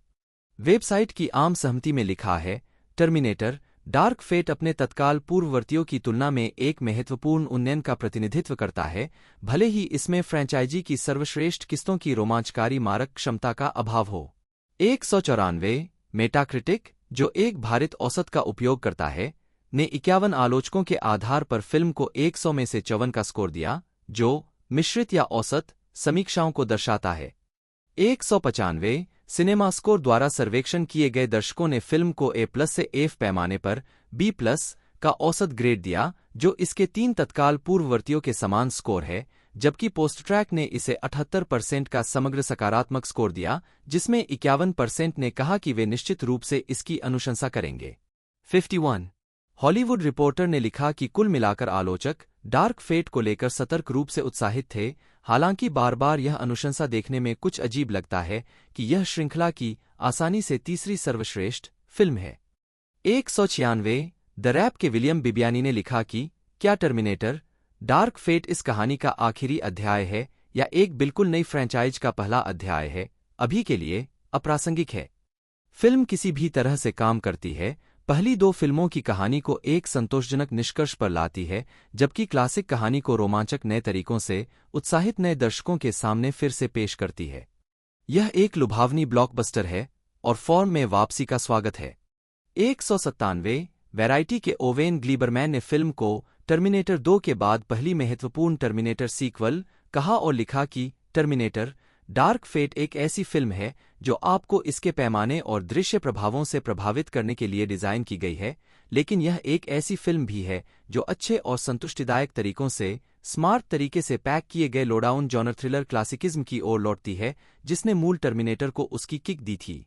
53 द वॉल स्ट्रीट जर्नल के जो मॉर्गनस्टन ने फिल्म को नकारात्मक समीक्षा दी और इसे एक मरणासन अवधारणा से राजस्व प्राप्त करने के अंतिम प्रयास में मूर्खों द्वारा गढ़ा गया, बताया। कथानक का कोई मतलब नहीं है, मल्टीवर्स दादा के रूप में समय यात्रा। इससे भी बदतर, यह उन संघर्षों को निरर्थक बना देता है जिन्होंने फ्रैंचाइज की पहली 2 फिल्मों को एक महाकाव्य आयाम दिया था। 198 कॉमन सेंस मीडिया के जेफरी एम एंडरसन ने फिल्म को 5 में से 2 स्टार दिए। यह छठी टर्मिनेटर फिल्म पिछले 3 बेकार सीक्वल की घटनाओं को मिटा देती है, लेकिन खुद को आधा मिटा हुआ महसूस करती है। यह एक बार की शानदार हिट की एक नीरस, फीकी, अप्रासंगिक कार्बन कॉपी की तरह है। 199 रोजरेबर्ट.com की क्रिस्टी लेमायर ने डार्क फेट को 4 में से 2 स्टार दिए, यह तर्क देते हुए कि यह खाली प्रशंसक सेवा से ग्रस्त है और हैमिल्टन बेहतर की हकदार हैं, जैसा कि उनकी सहायक महिला कलाकार हैं। 200 इंडीवायर के डेविड एयरलिच ने हैमिल्टन के प्रदर्शन और फिल्म में उनके फरलोंग और श्वार्ज़नेगर की युवावस्था की डिजिटल प्रतिकृतियों की प्रशंसा की, लेकिन निष्कर्ष निकाला कि यह दर्दनाक रूप से सामान्य एक्शन फिल्म साबित करती है कि टर्मिनेटर फ्रैंचाइज अप्रचलित है। 201 द वर्ज की ताशा रॉबिन्सन ने कहा कि कुछ युद्ध दृश्य स्पष्ट रूप से और साफ सुथरे ढंग से मंचित किए गए हैं, जबकि अन्य सीजीआई ब्लर और मैले एक्शन से भरे हुए हैं, और यहां तक कि सबसे बुनियादी कौन कहां है और क्या वे मर गए हैं तरह से भी उनका अनुसरण करना मुश्किल है। और जब डार्क फेट यह समझाने की कोशिश करता है कि क्या हो रहा है, तो यह अपने प्रदर्शन को एक आत्ममहत्वपूर्ण, शांत, अनाड़ी तरीके से प्रस्तुत करता है, जैसे कि दर्शकों को सबसे बुनियादी कथानक के खुलासे से आश्चर्यचकित होना चाहिए। 202 द गार्जियन के पीटर ब्रैडशॉ ने इसे 5 में से 2 स्टार दिए, जिसमें कहा गया कि टर्मिनेटर फ्रैंचाइज अपनी छठी फिल्म के साथ एक बार फिर रोबोट की तरह सामने आई है। यह बिल्कुल भी नहीं रुकेगी, न केवल खुद को दोहराएगी बल्कि किसी तरह दोहराव को दोहराएगी। जबकि उन्होंने लिखा कि हैमिल्टन को एक मजबूत भूमिका मिलते देखना अच्छा था, उन्होंने कहा कि दुख की बात है कि उसे डेविस के सामने अपनी श्रेष्ठता स्वीकार करनी होगी। उन्होंने यह लिखकर निष्कर्ष निकाला, यह छठा टर्मिनेटर निश्चित रूप से अंतिम होना चाहिए। फिर भी टर्मिनेटर कहानी की प्रकृति का मतलब है कि अस्तित्व के घेरे में चक्कर लगाना क्षेत्र के साथ आता है। 203 शिकागो सनटाइम्स के रिचर्ड रोपर ने फिल्म को 4 में से 2 स्टार दिए, इसे उबाऊ पुनरावृत्ति और जजमेंट डे की तरह कहा। हालांकि उन्होंने लिंडा हैमिल्टन की वापसी का स्वागत किया, एक प्रभावशाली प्रभावी मैकेंजी डेविस और नतालिया रेयस की जीतने वाली स्क्रीन उपस्थिति की प्रशंसा की। 204 मैशेबल के एंजी हान ने फिल्म को निराशाजनक पाया और इसका शीर्षक काफी उपयुक्त था। डार्क फेट को कुछ भी नहीं बल्कि नकल के रूप में बहुत कम स्केच किया गया है। यह टर्मिनेटर मूवी की तरह लगता है, जिसे टर्मिनेटर मूवी बनाने के लिए डिजाइन की गई मशीन द्वारा बनाया गया है, वास्तव में फ्रैंचाइजी के लिए एक डार्क फेट। 205 समीक्षा एग्रीगेटर वेबसाइट रॉटन टोमाटोज पर 351 आलोचकों की 70% समीक्षाएं सकारात्मक हैं, जिनकी औसत रेटिंग 6.2 है। वेबसाइट की आम सहमति में लिखा है, टर्मिनेटर डार्क फेट अपने तत्काल पूर्ववर्तियों की तुलना में एक महत्वपूर्ण उन्नयन का प्रतिनिधित्व करता है, भले ही इसमें फ्रैंचाइजी की सर्वश्रेष्ठ किस्तों की रोमांचकारी मारक क्षमता का अभाव हो। 194 मेटाक्रिटिक, जो एक भारित औसत का उपयोग करता है, ने 51 आलोचकों के आधार पर फिल्म को 100 में से 54 का स्कोर दिया, जो मिश्रित या औसत समीक्षाओं को दर्शाता है। 195 सिनेमा स्कोर द्वारा सर्वेक्षण किए गए दर्शकों ने फिल्म को A+ से F पैमाने पर B+ का औसत ग्रेड दिया, जो इसके 3 तत्काल पूर्ववर्तियों के समान स्कोर है, जबकि पोस्टट्रैक ने इसे 78% का समग्र सकारात्मक स्कोर दिया, जिसमें 51% ने कहा कि वे निश्चित रूप से इसकी अनुशंसा करेंगे। 51 हॉलीवुड रिपोर्टर ने लिखा कि कुल मिलाकर आलोचक डार्क फेट को लेकर सतर्क रूप से उत्साहित थे, हालांकि बार बार यह अनुशंसा देखने में कुछ अजीब लगता है कि यह श्रृंखला की आसानी से तीसरी सर्वश्रेष्ठ फिल्म है। 196 द रैप के विलियम बिबियानी ने लिखा कि क्या टर्मिनेटर डार्क फेट इस कहानी का आखिरी अध्याय है या एक बिल्कुल नई फ्रैंचाइज का पहला अध्याय है, अभी के लिए अप्रासंगिक है। फिल्म किसी भी तरह से काम करती है, पहली 2 फिल्मों की कहानी को एक संतोषजनक निष्कर्ष पर लाती है, जबकि क्लासिक कहानी को रोमांचक नए तरीकों से उत्साहित नए दर्शकों के सामने फिर से पेश करती है। यह एक लुभावनी ब्लॉकबस्टर है और फॉर्म में वापसी का स्वागत है। 197 वैरायटी के ओवेन ग्लीबरमैन ने फिल्म को टर्मिनेटर 2 के बाद पहली महत्वपूर्ण टर्मिनेटर सीक्वल कहा और लिखा कि टर्मिनेटर डार्क फेट एक ऐसी फिल्म है जो आपको इसके पैमाने और दृश्य प्रभावों से प्रभावित करने के लिए डिजाइन की गई है, लेकिन यह एक ऐसी फिल्म भी है जो अच्छे और संतुष्टिदायक तरीकों से स्मार्ट तरीके से पैक किए गए लोडाउन जॉनर थ्रिलर क्लासिकिज्म की ओर लौटती है, जिसने मूल टर्मिनेटर को उसकी किक दी थी। 53 द वॉल स्ट्रीट जर्नल के जो मॉर्गनस्टन ने फिल्म को नकारात्मक समीक्षा दी और इसे एक मरणासन अवधारणा से राजस्व प्राप्त करने के अंतिम प्रयास में मूर्खों द्वारा गढ़ा गया, बताया। कथानक का कोई मतलब नहीं है, मल्टीवर्स दादा के रूप में समय यात्रा। इससे भी बदतर, यह उन संघर्षों को निरर्थक बना देता है जिन्होंने फ्रैंचाइज की पहली 2 फिल्मों को एक महाकाव्य आयाम दिया था। 198 कॉमन सेंस मीडिया के जेफरी एम एंडरसन ने फिल्म को 5 में से 2 स्टार दिए। यह छठी टर्मिनेटर फिल्म पिछले 3 बेकार सीक्वल की घटनाओं को मिटा देती है, लेकिन खुद को आधा मिटा हुआ महसूस करती है। यह एक बार की शानदार हिट की एक नीरस, फीकी, अप्रासंगिक कार्बन कॉपी की तरह है। 199 रोजरेबर्ट.com की क्रिस्टी लेमायर ने डार्क फेट को 4 में से 2 स्टार दिए, यह तर्क देते हुए कि यह खाली प्रशंसक सेवा से ग्रस्त है और हैमिल्टन बेहतर की हकदार हैं, जैसा कि उनकी सहायक महिला कलाकार है।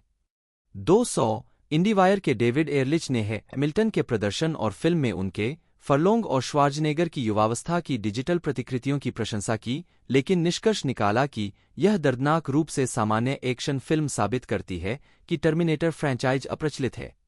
201 द वर्ज की ताशा रॉबिन्सन ने कहा कि कुछ युद्ध दृश्य स्पष्ट रूप से और साफ सुथरे ढंग से मंचित किए गए हैं, जबकि अन्य सीजीआई ब्लर और मैले एक्शन से भरे हुए हैं, और यहां तक कि सबसे बुनियादी कौन कहां है और क्या वे मर गए हैं तरह से भी उनका अनुसरण करना मुश्किल है। और जब डार्क फेट यह समझाने की कोशिश करता है कि क्या हो रहा है, तो यह अपने प्रदर्शन को एक आत्ममहत्वपूर्ण, शांत, अनाड़ी तरीके से प्रस्तुत करता है, जैसे कि दर्शकों को सबसे बुनियादी कथानक के खुलासे से आश्चर्यचकित होना चाहिए। 202 द गार्जियन के पीटर ब्रैडशॉ ने इसे 5 में से 2 स्टार दिए, जिसमें कहा गया कि टर्मिनेटर फ्रैंचाइज अपनी छठी फिल्म के साथ एक बार फिर रोबोट की तरह सामने आई है। यह बिल्कुल भी नहीं रुकेगी, न केवल खुद को दोहराएगी बल्कि किसी तरह दोहराव को दोहराएगी। जबकि उन्होंने लिखा कि हैमिल्टन को एक मजबूत भूमिका मिलते देखना अच्छा था, उन्होंने कहा कि दुख की बात है कि उसे डेविस के सामने अपनी श्रेष्ठता स्वीकार करनी होगी। उन्होंने यह लिखकर निष्कर्ष निकाला, यह छठा टर्मिनेटर निश्चित रूप से अंतिम होना चाहिए। फिर भी टर्मिनेटर कहानी की प्रकृति का मतलब है कि अस्तित्व के घेरे में चक्कर लगाना क्षेत्र के साथ आता है।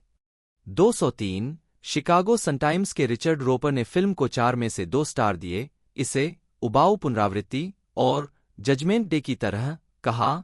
हालांकि उन्होंने लिंडा हैमिल्टन की वापसी का स्वागत किया, एक प्रभावशाली प्रभावी मैकेंजी डेविस और नतालिया रेयस की जीतने वाली स्क्रीन उपस्थिति की प्रशंसा की।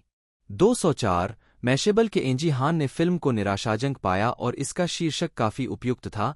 डार्क फेट को कुछ भी नहीं बल्कि नकल के रूप में बहुत कम स्केच किया गया है। यह टर्मिनेटर मूवी की तरह लगता है, जिसे टर्मिनेटर मूवी बनाने के लिए डिजाइन की गई मशीन द्वारा बनाया गया है, वास्तव में फ्रैंचाइजी के लिए एक डार्क फेट।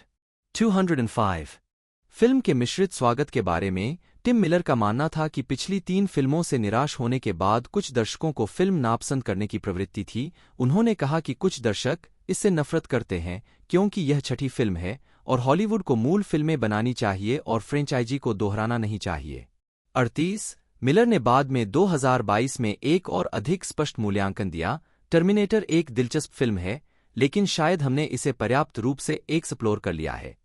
मैं इस दृढ़ विश्वास के साथ गया था कि अगर मैं एक अच्छी फिल्म बनाऊंगा जिसे मैं देखना चाहता हूं, तो यह अच्छा करेगी। और मैं गलत था। यह उन यूरेका क्षणों में से एक था जो बुरे तरीके से था क्योंकि फिल्म ने पानी भर दिया। 206 जेम्स कैमरून ने 2022 में डार्क फेट पर विचार किया, मैं वास्तव में फिल्म से काफी खुश हूं। मुझे लगता है कि समस्या, और मैं इसे पढ़ने जा रहा हूं, यह है कि मैंने अर्नोल्ड के बिना इसे करने से इनकार कर दिया और फिर टिम लिंडा को चाहते थे। मुझे लगता है कि जो हुआ वह यह है कि मुझे लगता है कि फिल्म लिंडा के साथ बच सकती थी, मुझे लगता है कि इसमें अर्नोल्ड के साथ बच सकती थी, लेकिन जब आप इसमें लिंडा और अर्नोल्ड डालते हैं और फिर आप जानते हैं वह 60 कुछ है, वह 70 कुछ है, अचानक यह आपकी टर्मिनेटर फिल्म नहीं थी, यह आपके पिता की टर्मिनेटर फिल्म भी नहीं थी, यह आपके दादा की टर्मिनेटर फिल्म थी। और हमने यह नहीं देखा। यह सिर्फ हमारी अपनी मायोपिया थी। हम अपनी आपूर्ति पर थोड़ा अधिक हो गए और मुझे लगता है कि यही सबक है।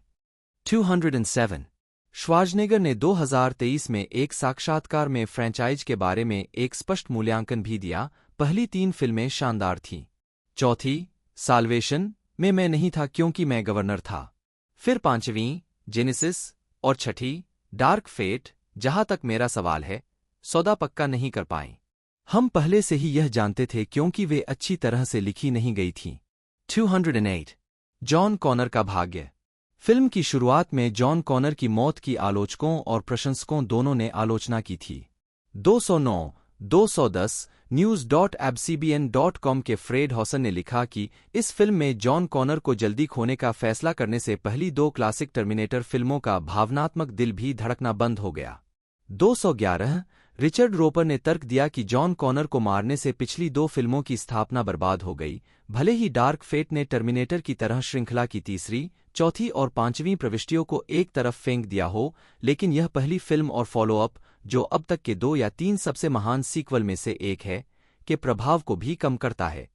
सबसे पहले वे जॉन कॉनर के चरित्र को लगभग आकस्मिक तरीके से खत्म कर देते हैं। 204 इनवर्स के कोरी प्लांटे, जो टर्मिनेटर 2 में फरलोंग के चरित्र चित्रण के आलोचक थे, फिर भी उनके चरित्र की मृत्यु को निराशाजनक मानते हैं। हर पिछली टर्मिनेटर फिल्म का केंद्रबिंदु वह चरित्र था, वही युवा लड़का जिससे मैं बचपन से ही बेवजह नफरत करता था, मर चुका था। कहने की जरूरत नहीं है, इसने मुझे झकझोर कर रख दिया। 212 उन्होंने यह भी पाया कि उन्हें नए नायकों के साथ बदलने से पिछली फिल्मों में स्थापित कॉनर्स का महत्व कम हो गया। भविष्य जिसने सारा कॉनर को महत्वपूर्ण बनाया, वह जॉन के साथ ही मर गया, और अब नए नायकों के साथ एक नई टर्मिनेटर कहानी है जो ऐसा प्रतीत कराती है कि चाहे स्काईनेट या इसकी अगली पुनरावृत्ति किसी को मारने के लिए कितनी भी बार हत्या करने वाले रोबोट को अतीत में भेजे, हमेशा एक नया नायक उभरने का इंतजार कर रहा होगा।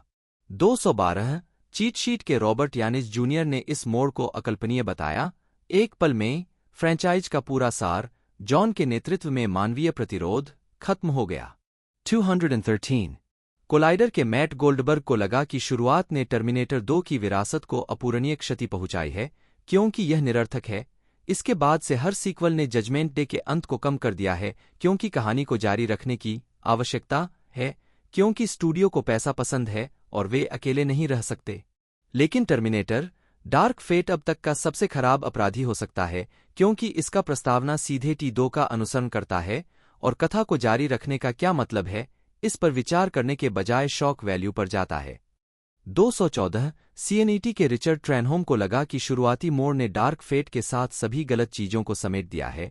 कम उम्र के पात्रों को देखने का आनंद तुरंत ही शर्मनाक हो जाता है, क्योंकि यह प्रस्तावना एक प्रमुख चरित्र को इस तरह से मारकर टर्मिनेटर 2 को कमजोर करती है कि यह मूर्खतापूर्ण लगता है। 215 डिजिटल स्पाई के इयान सैंडवेल ने सुझाव दिया कि यह मोड़ विशेष रूप से महत्वपूर्ण नहीं था, यह देखते हुए कि अन्य फिल्मों में जॉन कॉनर केवल अन्य पात्रों को प्रेरित करने और कथानक को गति देने के लिए मौजूद है, और भविष्य के नेता के रूप में जॉन की भूमिका स्काईनेट के खात्मे के माध्यम से पहले ही बेमानी हो चुकी थी। 209 विवादास्पद दृश्य के बारे में फरलांग ने भी अपनी नाराजगी व्यक्त की और भविष्य की फिल्म में पूरी भूमिका को फिर से निभाने की उम्मीद जताई। 216 लिंडा हैमिल्टन ने भी अपनी राय व्यक्त की कि यह दृश्य प्रशंसकों को परेशान करेगा, क्योंकि वह जॉन को फ्रेंचाइजी का असली मुख्य नायक मानती थीं। 217 निक स्टाहल, जिन्होंने terminator 3 Rise of the machines में जॉन का किरदार निभाया था, ने भी संभावित 7वीं फिल्म में भूमिका को फिर से निभाने में रुचि व्यक्त की। 218 स्क्रीन रेंट के कैथल गनिंग ने एलियन 3 में न्यूट और कॉर्पोरल ड्वेन हिक्स की मौतों के लिए शुरुआती दृश्य में जॉन कॉनर को मारने के फैसले के बीच समानता का उल्लेख किया, जिसकी आलोचना कैमरून ने की थी, जिन्होंने पिछली फिल्म एलियंस का निर्देशन किया था। 219 प्रशंसा टर्मिनेटर डार्क फेट को 18वें विजुअल इफेक्ट्स सोसाइटी अवार्ड्स में फोटोरियल या एनिमेटेड प्रोजेक्ट में उत्कृष्ट विशेष व्यावहारिक प्रभावों के लिए नामांकन मिला। 220 221 2020 के ड्रैगन अवार्ड्स में फिल्म को सर्वश्रेष्ठ साइंस फिक्शन या फंतासी फिल्म के लिए नामांकन मिला। 222 इसे 2021 के गोल्डन ट्रेलर अवार्ड्स में 2 श्रेणियों में नामांकित किया गया, सर्वश्रेष्ठ एक्शन के लिए टॉक क्रिएट एडवर्टाइजिंग ग्रुप और सर्वश्रेष्ठ होम एंटरटेनमेंट एक्शन के लिए non stop aspect ratio. 223 Terminator Dark Fate को 2021 में सर्वश्रेष्ठ साइंस फिक्शन फिल्म, सर्वश्रेष्ठ सहायक अभिनेत्री मिल्टन के लिए और सर्वश्रेष्ठ स्पेशल इफेक्ट्स के लिए सैटर्न अवार्ड में 3 नामांकन मिले। दोस्तों इसी के साथ इस फ्रेंचाइजी की बात की जाए तो इसकी स्टार्टिंग 1984 में हुई थी द टर्मिनेटर नाम की इस मूवी के बारे में, और उसके बाद 1991 में देखने को मिला इसका सेकंड पार्ट, और 2003 में एक तरह से द मैकेनिक्स वाली जो टर्मिनेटर वो देखने को मिली 2015 में, फिर 2019 में इसकी डार्क एक तरह से फेट नाम की इस एक तरह से फ्रेंचाइजी के अंदर ये 6ठी मूवी और देखने को मिली। और 7वीं का इंतज़ार है जो कि एक तरह से प्रोडक्शन में चल रही है, कई लोगों द्वारा कहना है। और साथ ही साथ टीज़र ट्रेलर की बात की जाए तो fan made teaser trailer YouTube पर अवेलेबल है। वो फैन मेड टीज़र है, यानी कि एक तरह से फेक टीज़र है, वो सिर्फ एक तरह से फैन मेड है। बाकी ओरिजिनल टीज़र या ट्रेलर अनाउंसमेंट कोई भी वीडियो आउट नहीं की गई है। जैसे कोई ऑफिशियल अनाउंसमेंट या अपडेट आती हैं, मैं शॉर्ट वीडियो लॉन्ग वीडियो दोनों के माध्यम से आपको अपडेट बताता रहता हूँ। तो चैनल को एक तरह से सब्सक्राइब करके उसके साथ जुड़े रहे ताकि आप तक अपडेट जल्द से जल्द पहुँचते रहे। तो दोस्तों आज की इस वीडियो में हमने इस पूरी यूनिवर्स के बारे में आपको सारी कुछ जानकारी बताई दी है। तो वीडियो अच्छी लगी हो तो लाइक कीजिएगा चैनल, और इस फ्रेंचाइजी के अंदर यदि आपको और भी किसी मूवी के बारे में जानकारी जाननी हो, किसी भी पार्ट के बारे में, तो आप नीचे लिख सकते हो। तो आज की इस वीडियो में इतना ही दोस्तों, मिलते हैं अगले वीडियो में।